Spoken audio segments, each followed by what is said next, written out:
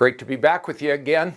Hope you're enjoying this study of Ecclesiastes. I'm thoroughly enjoying it, and especially this last weekend with the familiar passage to many in Ecclesiastes chapter 3 about the various times or seasons that God has ordained for all of our lives. And I hope that you remember back to that time where we talked about the big nail. Remember, we're giving nails of wisdom. And this week, it's simply the fact that God is in charge of everything.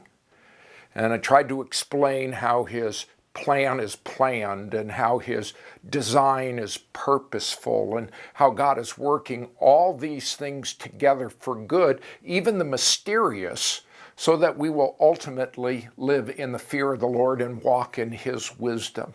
And so Scotty's put together some great questions for you, and I'm thrilled that you're championing this biblical value of connecting with each other. Let me just give you one additional thought that I didn't have time to completely get into. I think it's simply the fact that while God is in control of everything, he often speaks to us most loudly through our difficulties. And he's designed it because we learn best when we're struggling. I don't know about you, and that's one of the things that I would like for you to talk about. C.S. Lewis stated it so profoundly when he simply said, pain is God's megaphone.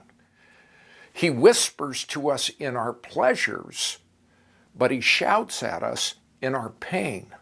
And I don't know if that's been true in your life.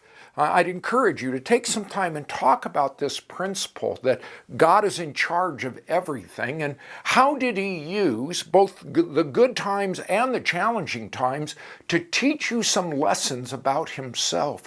What you say could be very encouraging to someone else in your life or community group, in your small group, whatever its manifestation.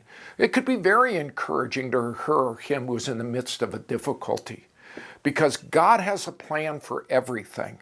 And that's what Solomon learned. Sadly, at the end of his life, we don't have to learn it later. We can learn that right now and line ourselves up with his word and his wisdom so that we can experience life the way that he designed us to be lived. So enjoy your time together. I'll look forward, Lord willing, to being back with you next week as we continue on in this studies of Ecclesiastes. So blessings on you. Enjoy yourselves.